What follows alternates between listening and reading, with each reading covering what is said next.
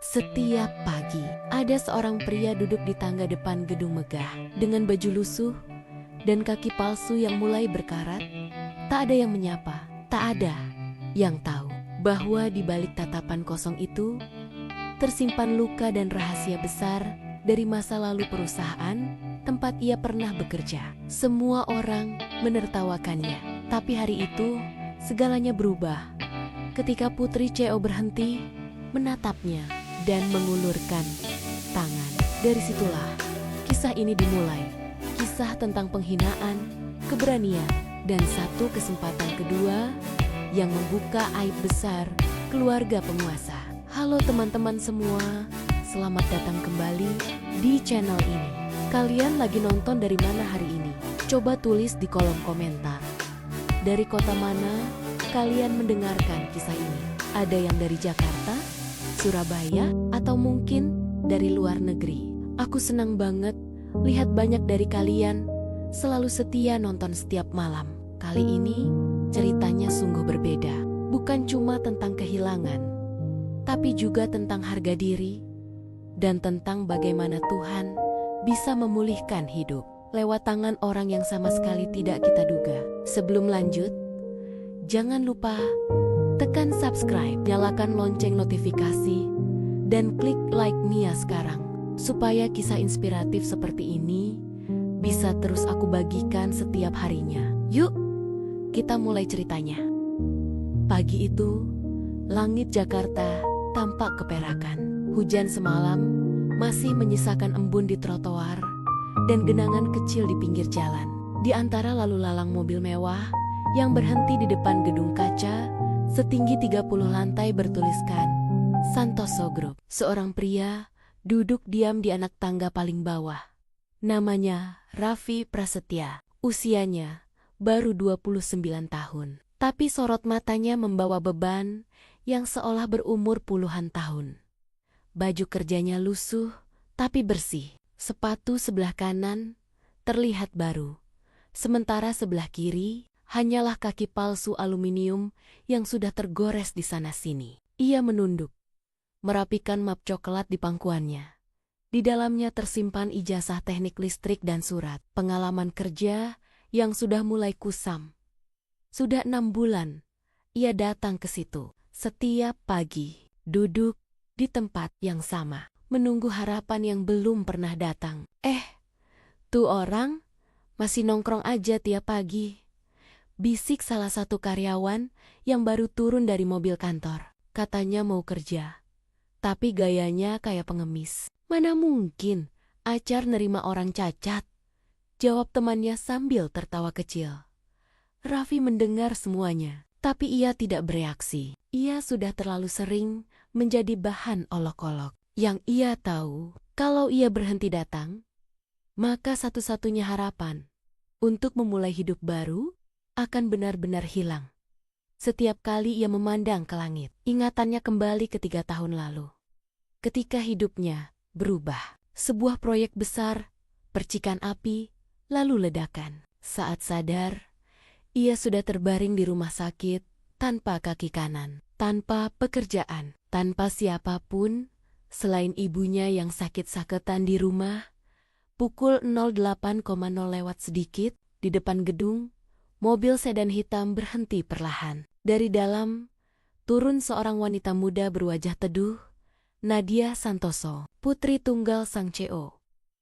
Ia baru kembali dari London setelah menamatkan studinya di bidang manajemen bisnis. Langkahnya elegan, tapi matanya tajam. Bukan tajam karena sinis, melainkan tajam karena penuh rasa ingin tahu. Saat ia melewati tangga, pandangannya tertahan pada sosok Raffi. Pria itu menunduk, sedang membersihkan kotoran dari sepatu kaki palsunya dengan tisu. Ada sesuatu pada ketenangan wajahnya. Bukan putus asa, tapi keteguhan yang menyakitkan. Ia berdiri di tengah hiruk-pikuk manusia yang sibuk mengejar waktu. Tapi, seolah dunia sudah berhenti di sekelilingnya. Siapa dia? Tanya Nadia pada sekretarisnya. Rania. Oh, itu cuma orang yang suka nongkrong di sini, Bu. Katanya mau kerja, Tapi ya, Bapak Atar udah nolak. Katanya nggak sesuai kriteria. Sudah berapa lama dia di sini? Katanya tiap hari datang, hampir setengah tahun, Bu. Kasihan juga sih. Tapi ya, begitulah. Nadia terdiam beberapa detik, lalu berkata pelan, "Rania, tolong jangan panggil sopir dulu. Aku mau bicara sebentar sama dia." Sekretarisnya terkejut. "Bu, Nadia, aku cuma mau tahu, kenapa seseorang masih punya keberanian datang setiap hari ke tempat yang menolak dia?" Nadia melangkah, mendekat. Raffi spontan berdiri, menunduk sopan. "Selamat pagi, Bu. Maaf, kamu kerja di sini?" tanya Nadia lembut. "Belum, Bu. Saya melamar. Sudah beberapa kali, tapi belum ada kabar." "Kamu terus datang setiap hari begini?" "Iya, Bu. Saya pikir, kalau saya nggak berhenti berharap, mungkin suatu hari akan ada yang percaya." Nadia menatapnya lama. Ada gemetar kecil di ujung bibirnya, antara kagum dan iba. Raffi tidak mengemis. Ia tidak meminta belas kasihan. Ia hanya ingin kesempatan. "Mas, kamu sudah sarapan?" "Belum, Bu." "Nggak apa-apa.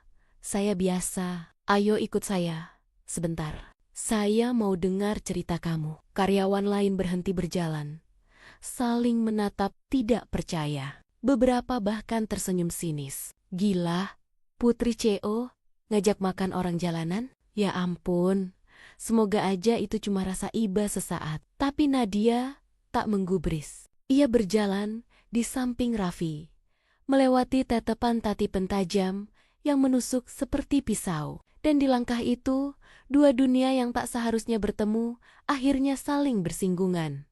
Dunia kekuasaan dan dunia luka. Mereka duduk di sebuah kafe kecil di seberang gedung. Tempat itu biasa dipakai karyawan Santoso Group untuk ngopi cepat sebelum kerja. Tapi kali ini, suasananya berbeda. Semua mata diam-diam memperhatikan dari kejauhan.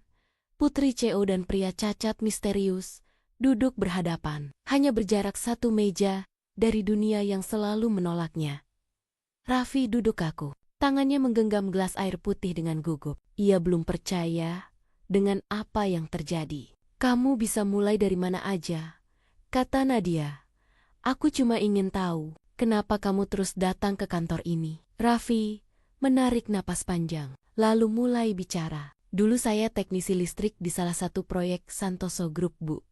Proyek pengembangan kawasan industri di Karawang. Saya kerja siang malam. Waktu itu anak saya baru lahir, dan saya butuh uang tambahan buat beli susu." Ia berhenti sebentar, matanya menatap kosong keluar jendela, ke arah lalu lintas yang sibuk.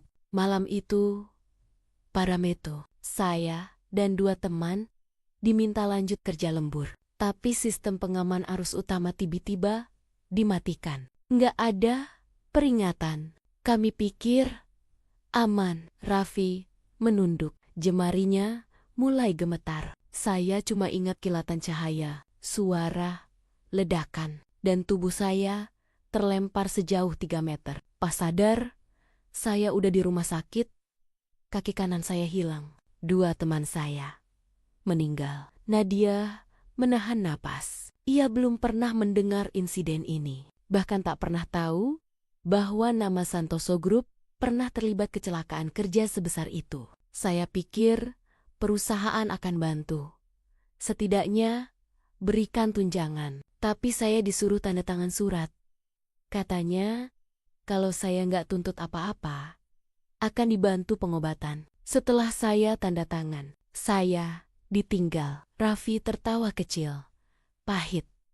"Saya nggak punya uang buat pengacara, jadi saya diam. Tapi saya janji sama diri saya sendiri. Suatu hari, saya akan kembali. Bukan buat balas dendam, cuma buat kerja lagi, supaya saya bisa bangga lagi di depan anak saya." Nadia menunduk, air matanya nyaris jatuh. Ia tidak menyangka, di balik gedung megah yang selama ini jadi lambang keberhasilan keluarganya, ada luka yang tak pernah dibereskan. "Kamu bawa dokumen lamaran?" tanyanya pelan. Raffi mengangguk. Setiap hari. Bu, besok kamu datang jam 7 pagi. Tapi jangan bilang siapapun kalau aku yang rekrut kamu. Nanti aku urus sisanya. Raffi menatapnya dengan mata membelalak. Maksudnya, saya diterima. Nadia tersenyum. Saya nggak tahu apakah sistem perusahaan ini adil. Tapi saya bisa mulai dari satu hal kecil. Kasih kamu kesempatan. Keesokan paginya, Raffi berdiri di lobi kantor. Mengenakan seragam, baru bagian maintenance, kemeja biru dongker, celana panjang, dan sepatu safety. Ia berdiri tegak, walau dengan kaki palsu. Tubuhnya tampak lebih tegak dari siapapun di sekitar. Beberapa staf melihat dengan ekspresi heran. Dion, kepala teknisi, langsung menghampiri dengan alis terangkat. Lo siapa? Saya Raffi, Mas. Teknisi baru. Teknisi? Dari mana rekrutmennya? Gue nggak dikasih kabar. Raffi tersenyum tenang. Surat pengantar dari Bu Nadia. Katanya saya langsung mulai hari ini. Dion mencibir. Reno yang berdiri di belakang ikut menimpali. Wah, spesial banget ya. Masuk lewat jalur tol. Lewat Putri Raja. Yah, tawa sinis menyebar. Tapi Raffi tetap tenang. Ia tahu ini belum akhir dari perjuangannya. Ia tahu kesempatan tidak datang gratis, selalu dibarengi ujian. Hari-hari pertama Raffi berjalan tidak mudah. Ia selalu datang paling pagi, membersihkan ruang panel sebelum teknisi lain datang. Tapi setiap langkahnya, setiap gerak tangannya selalu diperhatikan. Bukan dengan kagum, melainkan dengan curiga. Hati-hati tuh. Jangan sampai dia salah pasang kabel. Nanti satu gedung bisa mati listrik. Sindir Reno suatu pagi sambil terkekeh. Tenang aja, jawab Dion. Kalau dia bikin rusak, gampang. Kita tinggal laporin ke Pak Reza. Langsung out tuh orang. Raffi hanya tersenyum tipis. Ia sudah terbiasa dengan cemoohan. Tapi di dalam hatinya ada satu hal yang membuatnya bertahan. Kata-kata Nadia. Saya nggak tahu apakah sistem ini adil. Tapi saya bisa mulai dari satu hal kecil. Kasih kamu kesempatan. Itu seperti janji yang tak boleh ia sia-siakan. Awal musibah hari itu. Jam menunjukkan jam 10:15 menit. Tim maintenance mendapat laporan. Listrik di lantai 12 sering drop tiba-tiba. Raffi ditugaskan memeriksa panel utama bersama Dion dan Reno. Ruangannya dingin, penuh kabel besar, dan suara mesin berdengung pelan. Raffi mengecek satu persatu sambungan, sementara Dion diam-diam melirik Reno, memberi kode. Sekarang, bisik Dion pelan. Saat Raffi menunduk, Reno dengan cepat mengganti posisi salah satu kabel grounding dan melonggarkan sekring arus utama. Raffi yang tidak sadar menyalakan kembali sistem. Blam, percikan api menyambar dinding panel. Listrik padam seketika di lantai itu. Sirine darurat berbunyi. Raffi, apa yang kamu lakukan? Teriak Dion dengan suara tinggi. Saya cuma periksa sistemnya. Gak ada yang saya ubah. Bohong. Saya lihat kamu tadi cabut kabelnya sendiri. Seru Reno dengan ekspresi panik pura-pura. Beberapa staf panik. Supervisor datang. Dalam hitungan menit, kabar menyebar ke seluruh lantai. Teknisi baru bikin konsleting besar. Rugi ratusan juta. Kabar yang menyebar sore harinya.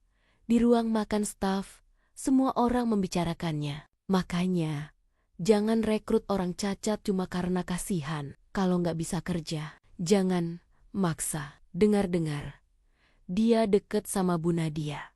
Pantes aja masih dipertahanin. Raffi mendengar semua dari pojok ruangan.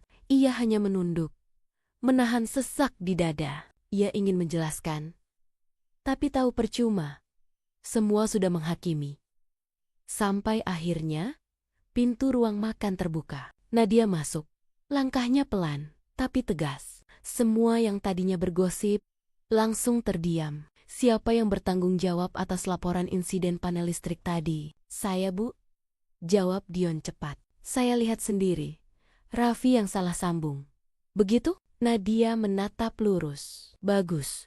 Karena semua panel di gedung ini punya kamera CCTV internal. Ruangan langsung senyap. Dion dan Reno saling berpandangan. Mulai malam ini, semua rekaman akan saya audit. Kalau ternyata kamu berbohong, siap-siap. Bu Nadia, maksud saya, cukup. Tidak ada yang bicara sampai bukti keluar. Nadia menatap Raffi. Kamu istirahat dulu. Raffi, saya akan cari tahu kebenarannya. Raffi menunduk. Untuk pertama kalinya, ada seseorang yang benar-benar membela dirinya. Bukan karena kasihan, tapi karena percaya. Terbongkarnya kebohongan 2 hari kemudian, hasil audit keluar. Dari rekaman CCTV, terlihat jelas Reno mengganti posisi kabel dan memutus sekring sesaat sebelum ledakan. Dion terlihat berdiri di sampingnya, tapi tak menghentikan. Nadia memutar rekaman itu di ruang rapat kecil bersama Hatar dan kepala keamanan. Wajah Dion dan Reno pucat pasi. Kalian pikir saya nggak akan tahu? Kata Nadia. Dingin. Bu, kami cuma disuruh. Disuruh? Siapa? Dion terdiam. Pandangannya beralih ke lantai. Pak Reza, Bu. Beliau bilang suruh bikin Raffi kelihatan salah. Katanya, biar Bapak nggak malu karena keputusan Ibu. Ruangan membeku. Nadia memejamkan mata. Ia tahu pamannya, Reza, direktur operasional, sudah lama tidak menyukai kehadirannya di perusahaan. Tapi ia tidak menyangka pamannya akan sampai tega menjebak orang hanya untuk menjatuhkannya. Kalian berdua diskors mulai hari ini. Bu, maaf, sudah terlambat. Kalian bermain api di tempat yang penuh kabel listrik. Jangan salahkan siapapun kalau kalian terbakar. Malam itu, Nadia berdiri di balkon gedung lantai ke-20. Jakarta berkilau di bawah sana, tapi pikirannya kusut. Ia tahu, ini baru permulaan. Kalau Reza bisa menjebak Raffi sekali, pasti ada sesuatu yang jauh lebih besar sedang disembunyikan. Kenapa ayah nggak pernah cerita tentang kecelakaan 3 tahun lalu itu? Gumamnya pelan. Kenapa Raffi jadi korban dari kesalahan yang seharusnya ditanggung perusahaan sendiri? Ia menatap gedung pencakar langit di seberang. Di dalam bayangan kaca, wajahnya sendiri tampak berlapis.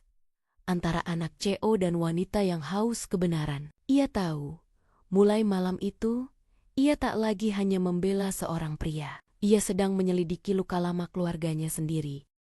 Malam sudah larut. Di kantor Santoso Group yang biasanya ramai, hanya satu ruangan masih menyala. Ruang arsip lama di basement. Di sana, Nadia Santoso membuka map demi map, berdebu, dengan tangan bergetar. Ia mencari jawaban, bukan sebagai putri CEO, tapi sebagai manusia yang ingin tahu siapa sebenarnya yang bersalah dalam tragedi 3 tahun lalu. Di antara tumpukan dokumen kuning tua, matanya berhenti pada satu map bertanda proyek energi Karawang, internal report. Ketika dibuka, lembar pertama langsung membuat jantungnya berdegup cepat.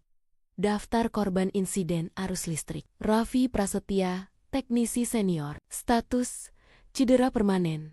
Tidak layak kerja lapangan. Keterangan, klaim asuransi ditolak karena kelalaian operator. Tanda tangan di bawah, Reza Santoso, direktur operasional. Nadia terdiam lama. Matanya perlahan menajam. Reza, pamannya sendiri, orang yang tumbuh bersamanya sejak kecil, orang yang sering menepuk bahunya di ruang keluarga, sambil berkata, "Kamu harus belajar dari bawah." Nadia ternyata menyembunyikan sesuatu yang jauh lebih gelap. Keesokan harinya, Nadia memanggil Raffi ke ruangannya. Raffi datang dengan langkah pelan, mengenakan pakaian kerja biru dan sepatu safety yang agak aus. Tatapannya tetap tenang, tapi wajahnya menunjukkan kelelahan yang mendalam. Nadia, Raffi, aku temukan berkas lama dari proyek Karawang. Di sini tertulis kamu lalai, dan itu alasan asuransi kamu ditolak. Raffi menatap pelan ya Bu. Saya tahu itu. Tapi waktu itu, saya nggak sempat membela diri. Nadia, kamu masih ingat apa yang sebenarnya terjadi malam itu? Raffi menarik napas dalam. Ia menatap jendela, seolah melihat kembali masa lalu yang ia ingin lupakan. Raffi, saya masih ingat semuanya Bu. Malam itu, ada mobil hitam datang ke lokasi. Saya lihat Pak Reza turun. Beliau ngobrol sama pengawas kami, Pak Yusuf.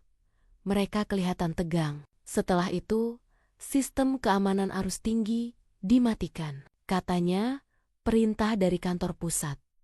Supaya proyek bisa selesai cepat. 2 jam kemudian, sistem meledak. Nadia menatap kosong. Nadia, jadi benar, bukan kamu yang lalai. Raffi, saya cuma jalankan instruksi, tapi setelah ledakan, semua tanggung jawab dilempar ke saya dan tim kecil. Nama Pak Reza hilang dari laporan. Keheningan mengisi ruangan. Di luar, suara hujan mulai turun perlahan.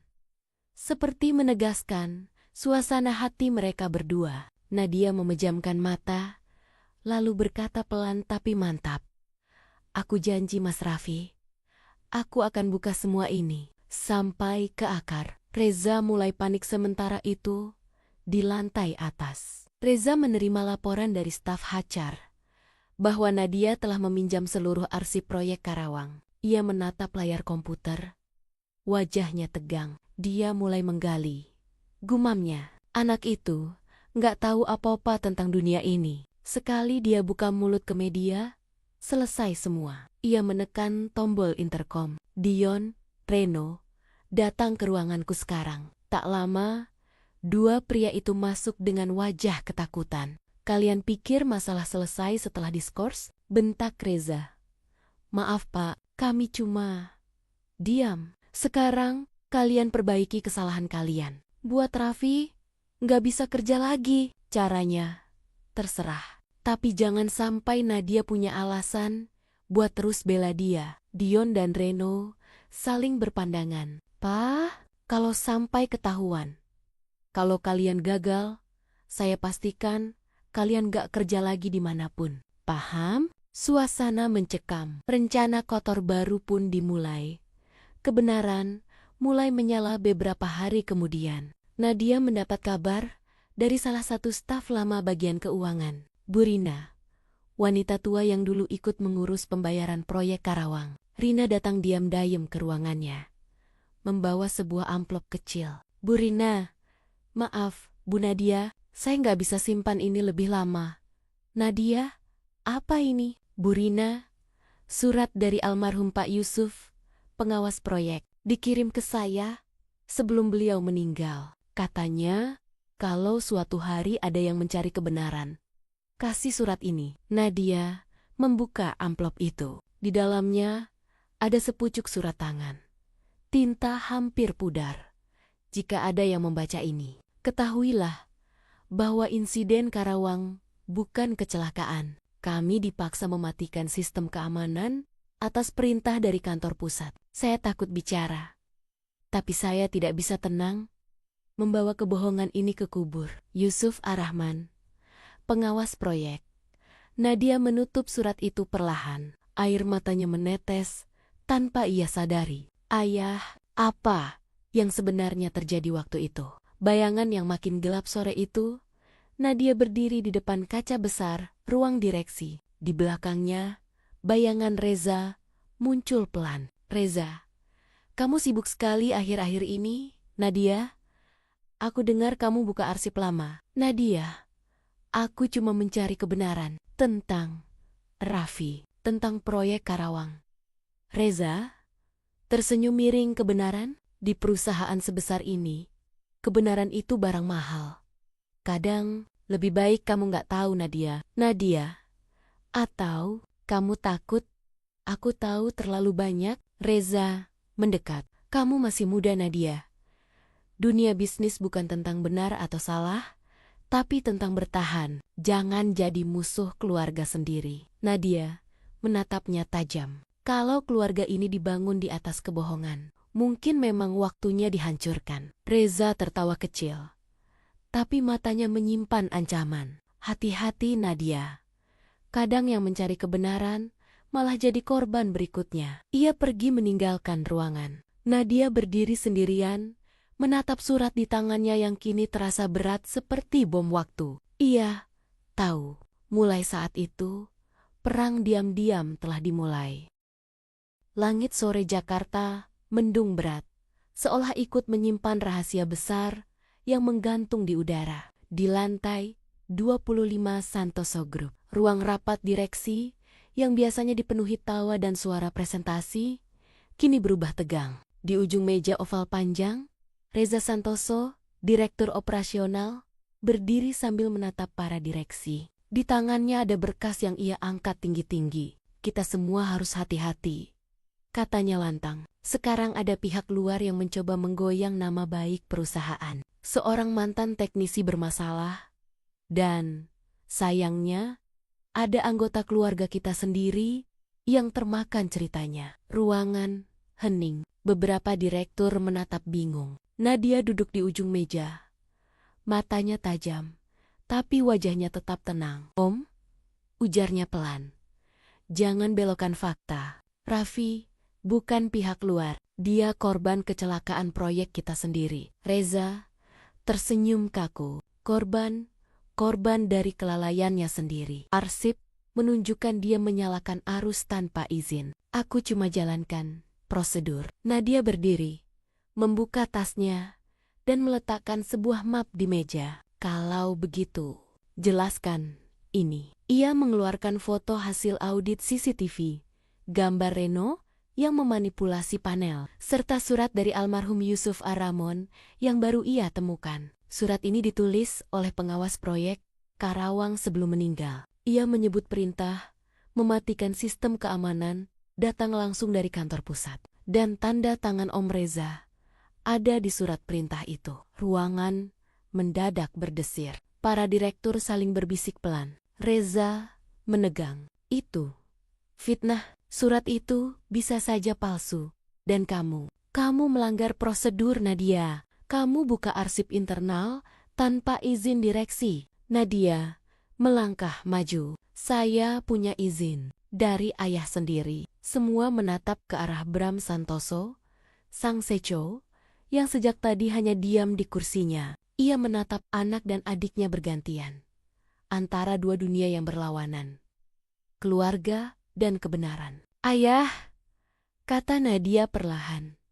Aku cuma ingin tahu siapa yang membuat keputusan waktu itu. Siapa yang membuat Raffi kehilangan kakinya. Bram menghela napas panjang. Raffi hanyalah satu dari banyak korban keadaan. Nadia, dunia kerja keras. Kadang, kesalahan harus ditanggung yang lemah. Nadia terperanjat. Ayah, kau sadar apa yang kau katakan? Itu nyawa orang. Dan kamu pikir perusahaan ini bisa bertahan tanpa pengorbanan? Jawab Bram dingin. Aku membangun ini dari nol. Kamu belum tahu bagaimana dunia berjalan. Suasana memanas. Para direksi saling bertukar pandang, tak berani bicara. Reza menatap Nadia dengan senyum tipis. Tahu bahwa kata-kata Bram sudah memihaknya. Lihat Nadia, ucap Reza, bahkan ayahmu mengerti. Dunia ini bukan hitam putih. Ada kalanya kebenaran harus dikubur untuk menjaga ribuan pekerjaan. Nadia menggenggam surat Yusuf erat-erat. Lalu berapa nyawa lagi yang harus dikubur? Supaya nama keluarga ini tetap bersih, Om. Kebenaran yang tak bisa lagi disembunyikan. Beberapa hari berlalu. Nadia memutuskan mengadakan rapat darurat internal dengan seluruh kepala departemen. Raffi hadir sebagai saksi. Ia tampil sederhana, namun auranya tegas. Kamera internal perusahaan disiarkan langsung ke jajaran direksi agar semua melihat. Saya nggak datang buat menuduh, kata Raffi perlahan. Saya cuma mau cerita bagaimana rasanya kehilangan kaki karena keputusan orang lain dan tetap disalahkan atas hal yang nggak saya lakukan. Ruangan senyap. Satu persatu, staf menunduk. Di layar besar, tayangan ulang insiden CCTV, proyek Karawang muncul. Yusuf berteriak, lalu ledakan besar. Nadia berdiri di samping layar. Suaranya tegas. Kita selama ini menyebutnya kecelakaan kerja, tapi nyatanya itu kelalaian yang disengaja. Perintah datang dari atas. Dan malam ini, saya ingin semua orang tahu siapa yang bertanggung jawab. Ia menatap Reza. Katakan Om, apakah benar itu perintahmu? Reza menggertakkan gigi. Aku cuma jalankan instruksi dari ayahmu. Ruangan bergemuruh. Beberapa direktur berbisik keras. Sebagian menatap Bram yang terdiam seperti patung. Wajahnya pucat. Ia berdiri perlahan, menatap Nadia, lalu menatap seluruh ruangan. Cukup, aku yang memberi izin waktu itu, ucapnya lirih. Investor menekan. Kami harus selesaikan proyek lebih cepat. Aku tahu risikonya, tapi aku pikir tak akan separah itu. Suara Bram bergetar. Dan ketika Yusuf mati, aku pilih diam. Karena aku pikir menutup mulut bisa menyelamatkan reputasi perusahaan. Tapi ternyata justru menghancurkan semuanya. Nadia menunduk. Air mata menetes pelan. Tapi bukan karena lemah. Karena kecewa. Ayah, aku nggak butuh perusahaan besar. Aku cuma mau keluarga yang jujur. Reza berdiri dari kursinya dengan wajah panik. Pak, jangan akui. Ini bisa hancurkan kita semua. Kita sudah hancur dari lama. Reza, jawab Bram pelan. Kita cuma belum mau lihat reruntuhannya. Setelah keheningan beberapa hari kemudian, berita tentang pengakuan Cheo Santoso Group bocor ke media. Perusahaan menjadi sorotan nasional. Namun, alih-alih melarikan diri, Bram mengumumkan akan menggelar konferensi pers besar untuk mengakui kesalahan perusahaan dan mengumumkan langkah penebusan. Sementara itu, Reza menghilang dari kantor dan mulai merencanakan langkah balasan. Malam turun pelan di atas gedung Santoso Group, lampu-lampu kota berkelip seperti gugusan bintang yang terbalik. Tapi di ruang kerja lantai 30, hanya satu lampu yang menyala. Meja kerja Nadia Santoso berserakan dengan dokumen, foto lama proyek, dan segelas kopi dingin yang belum disentuh. Di luar hujan turun tipis. Suara rintiknya mengisi keheningan, seolah ikut menyimak perjalanan panjang yang baru saja membawa kebenaran ke permukaan. Namun Nadia tahu, ini belum selesai. Surat dari masa lalu pukul 22,17. Pintu ruangannya diketuk pelan. Seorang satpam tua masuk, menyerahkan sebuah amplop usang. Ini dititipkan dulu ke bagian arsip, Bu. Katanya milik mendiang Pak Yusuf. Ditemukan waktu bersih-bersih gudang lama. Nadia menerima amplop itu dengan hati-hati. Di sudutnya tertulis, untuk siapapun yang masih percaya pada kebenaran. Tangannya bergetar saat membuka segelnya. Di dalam ada sebuah surat dan rekaman audio lama dalam flash disk berlabel rekaman malam kecelakaan. Ia menyalakan laptop, memasang earphone, lalu menekan play. Suara rekaman kasar, tapi jelas. Terdengar suara laki-laki yang dikenalnya dari arsip lama, Yusuf Arrahman, pengawas proyek Karawang. Napasnya terdengar berat, seperti orang ketakutan. Ini, Yusuf, kalau aku nggak selamat, tolong sampaikan ini ke siapapun yang bisa dengar. Malam itu, kami dapat perintah mematikan sistem keamanan arus tinggi. Reza bilang, itu perintah langsung dari Pak Bram. Katanya investor sudah marah besar. Aku sempat protes, tapi dia bilang, lakukan saja Yusuf, nanti aku yang tanggung jawab. 10 menit setelah sistem mati, percikan itu muncul. Aku dengar suara teriakan Raffi, lalu semuanya gelap. Nadia menutup mulutnya, menahan tangis. Air mata mengalir tanpa bisa dibendung. Ia duduk diam lama, lalu berdiri perlahan, mengambil ponsel, menghubungi resepsionis. Tolong hubungi ayah. Bilang aku ingin bicara malam ini juga. Konfrontasi ayah dan anak beberapa jam kemudian, di ruang kerja besar CO, lampu temaram. Di dinding, potret keluarga besar Santoso masih tergantung. Wajah mereka tampak bahagia, tapi kini terasa seperti ironi. Bram Santoso berdiri di depan jendela, menatap hujan di luar. Nadia masuk tanpa bicara. Di tangannya masih tergenggam surat Yusuf dan flash disk kecil itu. Nadia, ayah, aku baru dengar rekamannya. Bram, tanpa menoleh rekaman apa? Nadia, rekaman malam kecelakaan itu. Ayah tahu, suara Yusuf masih jelas. Dia bilang, perintah itu datang dari ayah. Bram terdiam. Hanya suara hujan yang menjawab. Nadia, kenapa ayah? Kenapa sampai segitunya? Demi proyek, demi investor. Bram berbalik, matanya merah.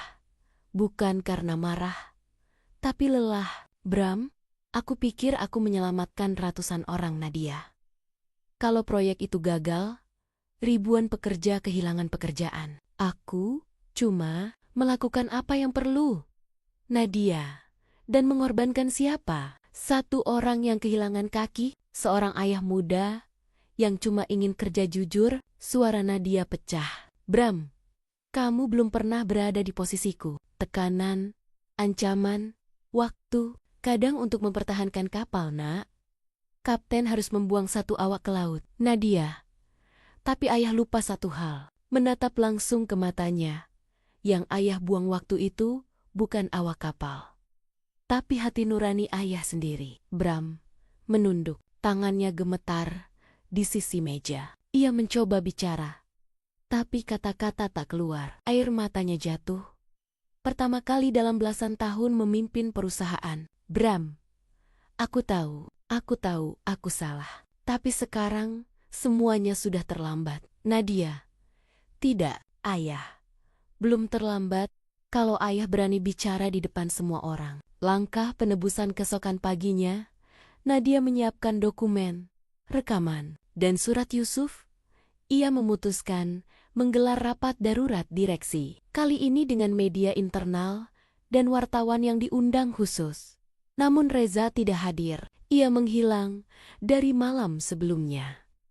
Bram datang dengan wajah tenang, mengenakan setelan abu-abu tua. Saat semua sudah duduk, ia berdiri di podium dan menatap seluruh ruangan. 3 tahun lalu, terjadi kecelakaan di proyek Karawang. Kami menyebutnya kelalaian teknis. Hari ini, saya berdiri di sini untuk mengatakan itu bukan kelalaian teknis. Itu keputusan saya. Ruangan bergemuruh. Blitz kamera berkedip. Bram melanjutkan. Suaranya serak, namun tegas. Saya bertanggung jawab penuh atas apa yang terjadi pada Raffi Prasetya dan timnya. Mulai hari ini, perusahaan ini akan membuka kembali penyelidikan. Dan kami akan mendirikan Yayasan Keselamatan Kerja Yusuf Rahman. Raffi yang duduk di barisan belakang menunduk, matanya berkaca-kaca. Nadia menggenggam tangannya diam-diam, sebuah tanda bahwa perjuangan mereka tidak sia-sia.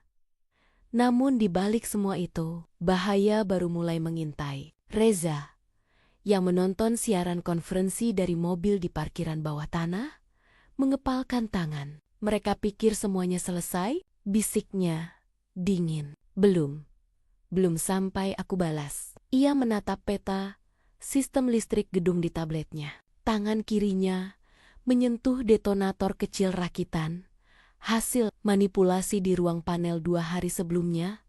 Kamera menyorot wajahnya di balik bayangan. Tatapannya tajam, marah, kehilangan arah.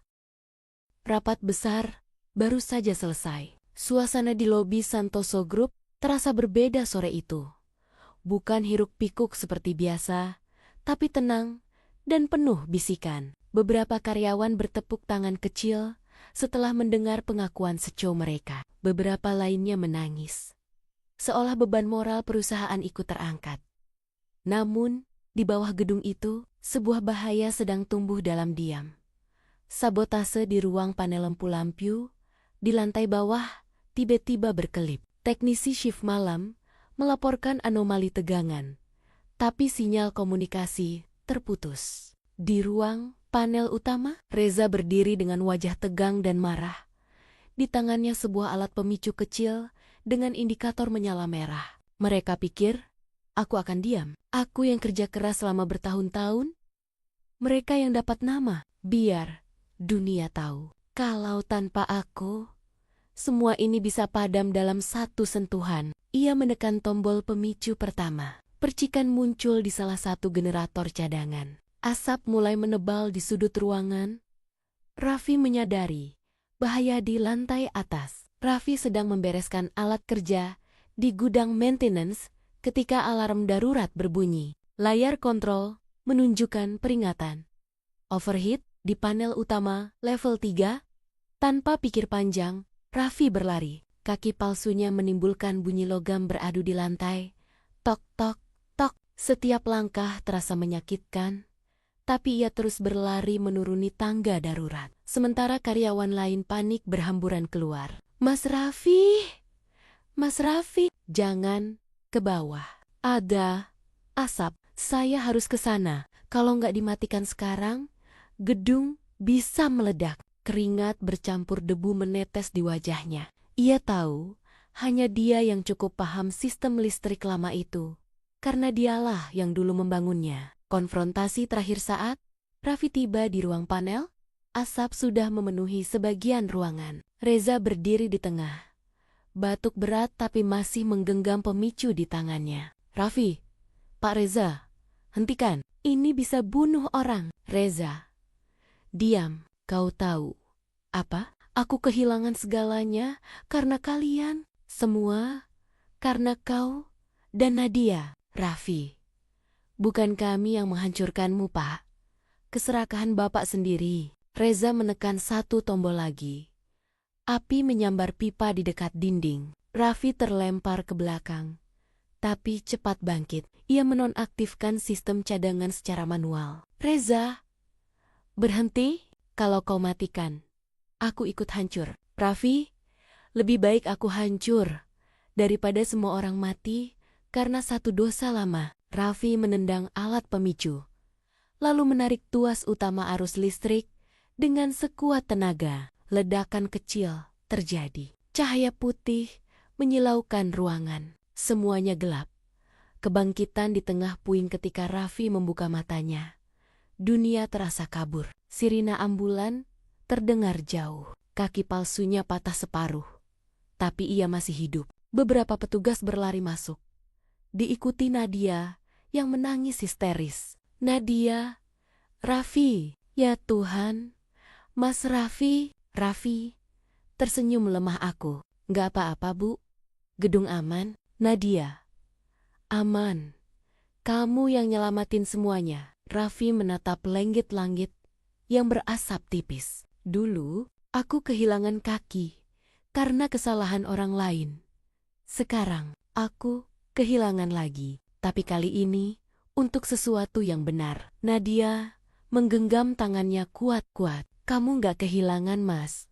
Kamu membuktikan siapa kamu sebenarnya. Penebusan dan perdamaian. Seminggu kemudian, konferensi pers kedua digelar. Bram Santoso berdiri di depan para karyawan dan media. Wajahnya tampak lebih tua, tapi ada ketenangan yang belum pernah terlihat sebelumnya. Saya berterima kasih pada seorang pria yang dulu kami remehkan. Seorang teknisi yang kehilangan kakinya, tapi tidak pernah kehilangan keberaniannya. Mulai hari ini, Santoso Group mendirikan Yayasan Keselamatan Kerja Yusuf Rahman dan mengangkat Raffi Prasetya sebagai Kepala Pelatihan Keamanan Nasional perusahaan kami. Tepuk tangan panjang memenuhi ruangan. Raffi, dengan kaki palsu barunya, berdiri di samping Bram dan Nadia. Matanya berkaca-kaca. Ia tidak lagi menjadi korban, tapi saksi hidup bahwa kejujuran masih punya tempat di dunia yang kotor. Epilog, kedamaian beberapa bulan kemudian. Raffi berdiri di taman belakang gedung, memandangi langit pagi yang jernih.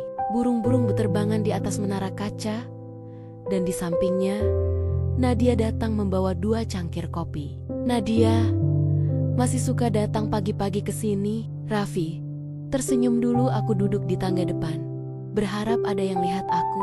Sekarang, aku duduk di sini. Bersyukur, ada yang percaya padaku. Keduanya terdiam sejenak. Di kejauhan, logo besar Santoso Group memantulkan sinar matahari. Di bawahnya, plakat peresmian bertuliskan, "Kesempatan kedua bukan hadiah, tapi tanggung jawab untuk memperbaiki yang dulu salah." Kamera menyorot wajah Raffi. Ia menatap ke langit, tersenyum tenang. Kakinya, kaki palsu baru dari baja ringan, berdiri kokoh di atas tanah yang dulu hanya jadi saksi penderitaannya.